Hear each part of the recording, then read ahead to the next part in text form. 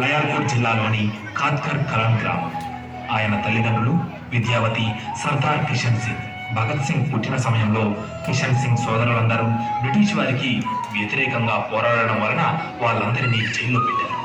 అయితే పిల్లాడు పుట్టగానే వాళ్ళందరినీ జైలు నుండి విడుదల చేస్తారనే వార్త తెలిసింది. తమ కుటుంబానికి అదృష్టం వచ్చింది అని భావించి ఆ పిల్లాడికి భగత్ సింగ్ అని నామకరణం చేశారు. కుటుంబంలో అందరూ స్వాతంత్ర్య ఉద్యమంలో చాలా చురుకుగా పాల్గొనేవారు. ఈ కారణం చేత చిన్నప్పటి నుండే భగత్ సింగ్ మనసులో కూడా బ్రిటిష్ వాళ్ళంటే వ్యతిరేక భావం కలిగింది. ఒకసారి వాళ్ళ నాన్న బాబాయ్తో కలిసి భగత్ సింగ్ అలా బయటకు వెళ్తున్నాడు. అయితే కొంచెం సేపు అయిన తర్వాత భగత్ సింగ్ కనిపించకపోవడంతో భగత్ సింగ్ ఎక్కడ? ఏం చేస్తున్నావురా? నాన్న, దీనిలో చలి తుపాకులు వెళ్తాయి. అప్పుడు బ్రిటిష్ వాళ్ళని తరమయ్యవచ్చు. సరే సరే పద. ఈ ఒక్కటి చాలు ఆయన ఎంత దేశభక్తుడో చెప్పడానికి. పండు కడతావా, దెబ్బలు తింటావా? అయ్యా, ఈసారి పంటలు సరిగ్గా పండలేదయ్యా. త్వరగా మీ పండు నేను తీరుస్తానయ్యా. అరే నల్లోడా, ఇంకెన్ని రోజులు కావాలరా నీకు? అయ్యా కొట్టకండి, అయ్యా కొట్టకండి అయ్యా.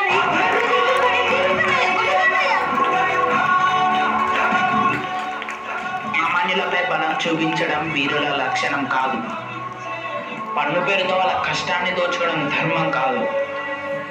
అదే రైతు కడుపు మండి నీకు ఎదురు తిరిగితే ఆ దెబ్బ రుచికి నీ అబ్బ గుర్తుకు వచ్చి దేశం వదిలి పారిపోతావు. చూస్తావా? చూడు ఆ దెబ్బ రుచి ఎలా ఉంటుందో. వారు ఎన్నో శాంతియోద్యమాలు కూడా చేశారు. కావాలి కావాలి, మనకు స్వతంత్రం రావాలి, పోవాలి పోవాలి, దేశం నుండి పోవాలి. కొట్టకండయ్యా అయ్యా, కొట్టకండయ్యా అయ్యా.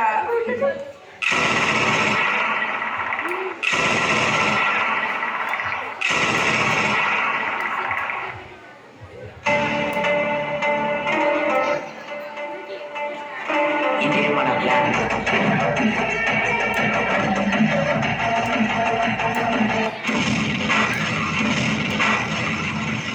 వాళ్ళని పట్టుకోండి.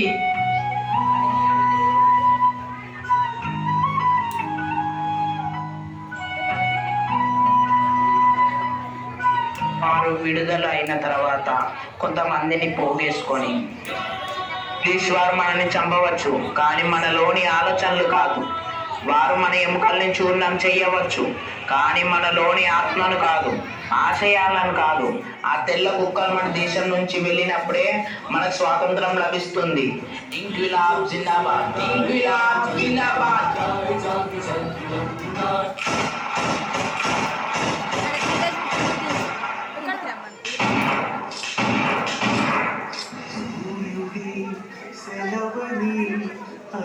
నీకు క్షమాభిక్షణ పెడతాను. నాకు మా వాళ్ళకు క్షమాపణ చెప్పి ఇక్కడ నుంచి పారిపో. నీకెందుకు క్షమాపణ చెప్పాలిరా? ఒరే తెల్ల కుక్క, నువ్వేం చేశావని చెప్పాలిరా? మేమేం చేశామా? ఈ దేశంలో రైలు, బస్సులు మరెన్నో చేశాము. ఇవి ఒక పనులేనా? మా దేశ సంపదను దోచుకు వెళ్ళడానికి చేసే పనులా?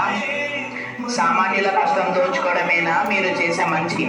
మీకు క్షమాపణ చెప్పే కంటే చావే మేలు. ఇంక్విలాబ్ జిందాబాద్.